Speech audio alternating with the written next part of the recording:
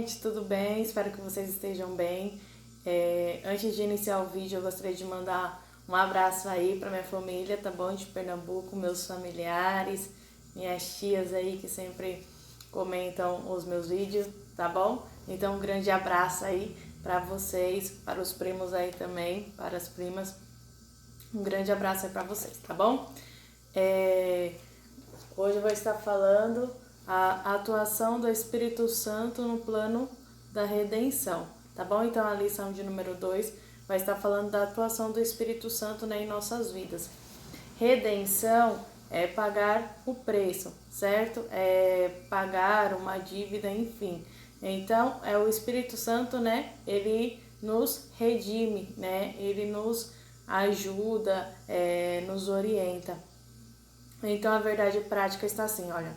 A atuação do Espírito é contínua e dinâmica na igreja, na vida dos crentes, e os conduz desde a conversão até ao final da jornada cristã. Então é o Espírito Santo de Deus, né, que continua nos convencendo dos nossos erros, dos nossos pecados, nos conduz na vida cristã, certo?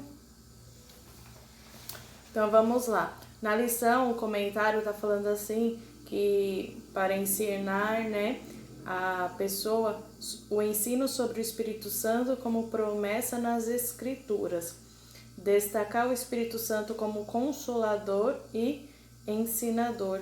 E mostrar que o Espírito Santo é ele que convence, né, o mundo dos nossos pecados, dos nossos erros. Então aqui mostra o Espírito Santo como consolador e ensinador. Na introdução fala que a gente vai estudar sobre a ação do Espírito Santo na salvação da humanidade e na edificação dos crentes. Jesus disse que não nos deixaria órfãos quando se referiu ao Consolador que está entre os crentes. Vivemos essa experiência do Espírito dia a dia. E mostra, né, que Jesus, ele fala que ele vai para o Pai, mas ele não vai deixar a gente sozinho. A gente vai ter uma presença, né, da pessoa divina, né, que é o Espírito Santo de Deus. O Espírito Santo como promessa, né, que o projeto de Deus, trino e uno, planejado antes da fundação do mundo. Cada pessoa da Trindade exerce uma função específica no plano da salvação, e o Espírito Santo é parte dessa história salvífica, juntamente com o Pai e o Filho. Em Gênesis fala que desde o princípio da criação, o Espírito Santo de Deus, ele já pairava sobre as águas, né? Logo em Gênesis, no primeiro capítulo. E Deus, ele também fala assim, olha, façamos o homem a nossa imagem e semelhança, né? Então o Espírito Santo de Deus, ele está presente desde o Antigo Testamento. Só que no Antigo Testamento ele vinha de forma esporádica, né? Os teólogos afirmam que ele vinha de forma esporádica, ou seja, ele ajudava determinado líder a guiar o povo, o juiz, enfim. Habitava naquela pessoa e depois ele saía, né? Só que quando Jesus, antes dele falecer, né, e ressuscitar, ele fala que ele vai para o Pai, mas que ele vai enviar um outro consolador, ou seja, uma outra pessoa para ficar conosco, para nos orientar, né, até a volta de Cristo. Então a promessa messiânica é essa, que Jesus, ele morreu na cruz do Calvário, né, ressuscitou e falou que ele iria enviar um outro consolador, que é o Espírito Santo de Deus.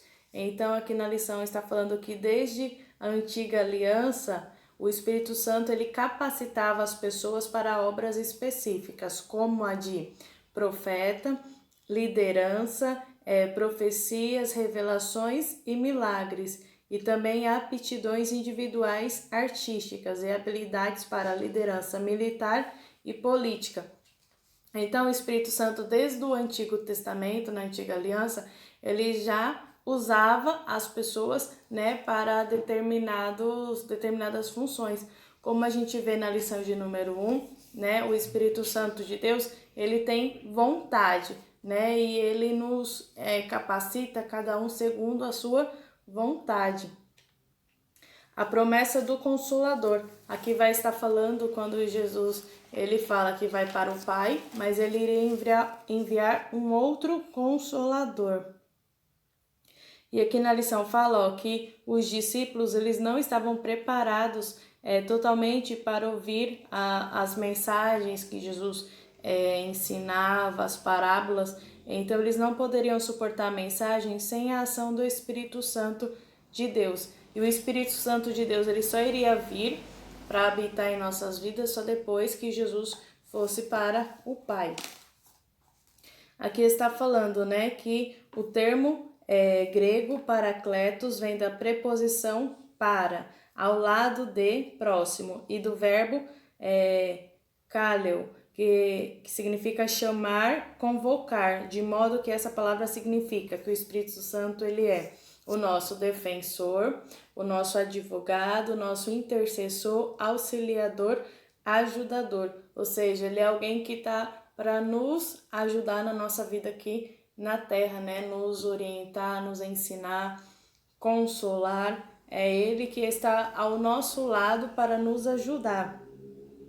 E muitas das vezes, quando se refere ao Espírito Santo na Bíblia, muitas das vezes está associado com a palavra consolador, Ou seja, que ele nos ajuda, nos consola, nos orienta. E aqui na lição está falando que ele é o ensinador, que Jesus, fala que mas aquele consolador, o Espírito Santo, que o Pai enviará em meu nome, vos ensinará todas as coisas e vos fará lembrar de tudo quanto vos tenho dito. João 14, 26. O Espírito Santo nos ensina a compreender as Escrituras para a evangelização. Então, é o Espírito Santo de Deus que esclarece a nossa mente para a gente entender a palavra de Deus, para que a gente venha evangelizar outras pessoas, por meio do Espírito Santo de Deus, para iluminar a nossa mente. Ele também é o ajudador, que ele nos ajuda na nossa vida diária. Ele imprime em nós o caráter de Cristo e nos conduzirá até o fim da nossa jornada. Ele nos ajuda em nossas fraquezas. Romanos 8, 26. Jesus disse que o ajudador vos fará lembrar de tudo quanto vos tenho dito. Aqui está falando também que a pessoa precisa ler a Bíblia, estudar a Bíblia, porque o Espírito Santo vai fazer a gente lembrar das palavras de Jesus. E para a gente lembrar das palavras de Jesus, a gente precisa estudar a Bíblia, ter ela já em nossa memória, para o Espírito Santo de Deus recordar a palavra de Deus na nossa vida diária. Aqui está falando também que o Espírito Santo ele convence o ser humano do pecado, nos convence dos nossos erros, Às vezes a pessoa vai fazer algo de errado, mas vem o Espírito Santo de Deus lá na mente da pessoa, no coração da pessoa, e mostra que aquilo é errado e a pessoa acaba não fazendo, Então é o Espírito Santo que nos convence dos nossos erros. Ele convence o mundo da justiça e convence o mundo do juízo, É ele que nos garante, digamos assim, a salvação, O Espírito Santo de Deus. Ele é o nosso advogado. Aí aqui na conclusão está assim, o Espírito Santo atua na igreja para guiar o povo de Deus de forma coletiva, como as ovelhas individualmente, e age também no mundo no processo da salvação. Então, quem guia a igreja, deve ser o Espírito Santo de Deus, ele que nos guia, nos orienta, nos consola, nos ajuda, porque Jesus foi ao Pai, mas falou que iria deixar um consolador, para nos ajudar na nossa vida diária. Igual na Bíblia fala, no mundo tereis aflições, mas tens de bom ânimo, porque eu venci o mundo. Jesus, ele fala assim, que ele venceu o mundo.